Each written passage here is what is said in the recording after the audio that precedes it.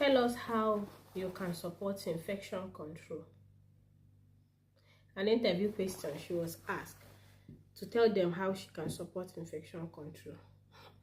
This interview question, sometimes it can be crazy, you won't even know how to start.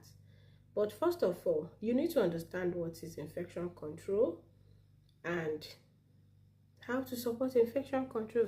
Ways to support infection control is not difficult, but do you know what is infection control and how to support it? So infection control, they are just ways or measures or what you can do to prevent spread of infections. Things you can do or ways you can work to prevent the spread of infection. What you can do to control the spread of infection. That is what infection control is all about. So they are not asking you to tell them what or how you can support infection control. It is simple. Number one, as a carer, make use of personal protective equipment, PPE. While attending to residents, make sure you have your PPE because we work in close contact with them. If you know you have got flu, please put on your face mask. COVID is no longer doing the way it was doing before. It was not the way it was before. Then everybody is always on the face mask, always on apron, always on gloves, because they don't want to contact COVID. You have to continue that way. If you've got flu, please put on face masks, put on gloves, wear your apron, because you are going in contact with these people. Sometimes you go to attend to them, they spit on you, they spit on you, they call you names. On the process, anything can happen. If you do not cover yourself, they will spit on your clothes. Sometimes a lot of things happen, so you have to protect yourself so you don't spread infections, so you don't transfer to them or get from them. Number one way to support it is to attend to the resident with appropriate PPEs. Do you get? Number two, good hand hygiene. Once you are done, somebody will say, why am I washing my hands? I wore gloves now. I wore 3 or 4. It's not 100% protection. Not 100% protection. You will agree with me that sometimes, even with your gloves, after attending to the resident, when you are taking off the glove, you find out your hands are wet. How?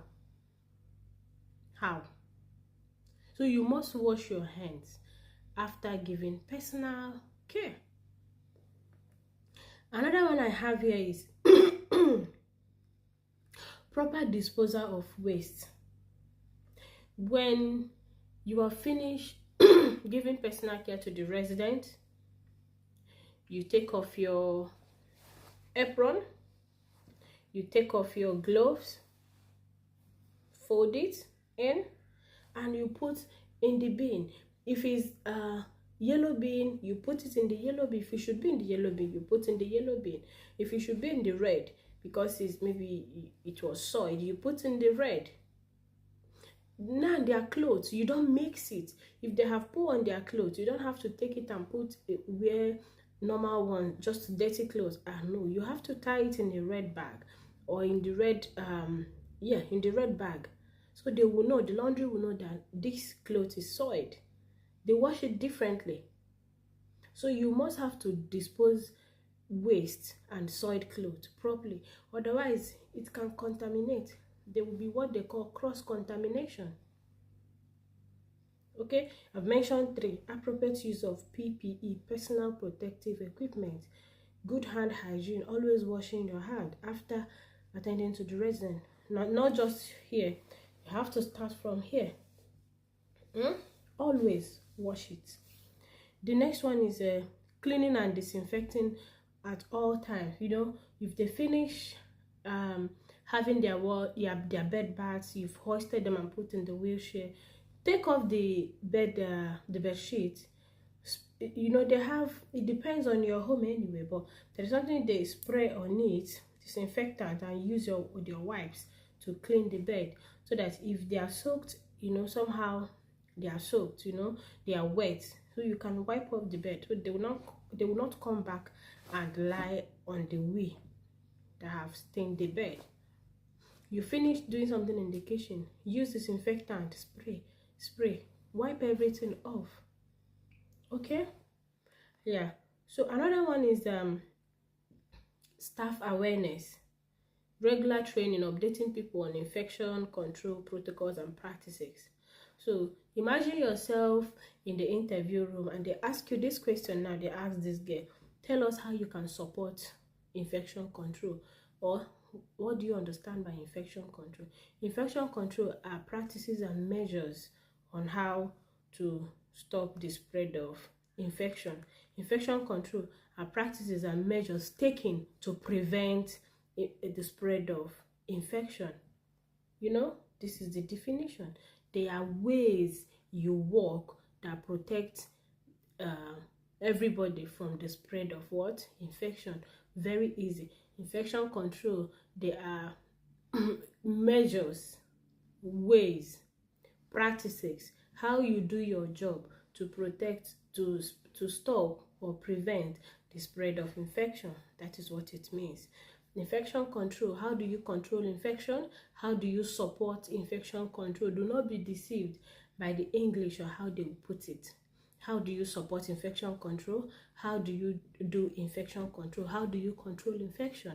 Number one, making sure that I always have my PPE, personal protection equipment, whenever I'm attending to the resident. Making sure that I wash my hand regularly. Every time I give personal care or I support the resident, I wash my hands. Making sure that I put the waste or soiled clothes where they are supposed to be. Making sure that which other one again?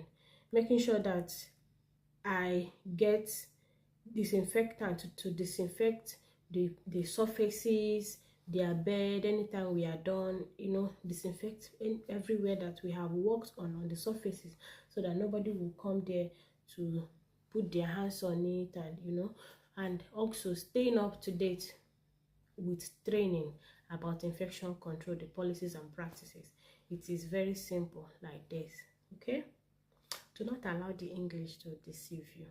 Sometimes when you go for interview question and they ask you, calm down, relax, absorb it. If you don't understand it, tell them, I'm sorry, can you come again? You have the right to ask. You have the right to ask. And remember, there are some questions that when they throw it at you, they will throw you off balance. Muster confidence. Even though you don't know what you are saying, you feel like you are talking rubbish, keep on saying that rubbish, but be saying it with confidence. Be giving them examples, be giving them illustrations, be painting scenarios for them. They will hire you. Except maybe another person comes for same interview and the person did excellently well, 99 over 100. All the best.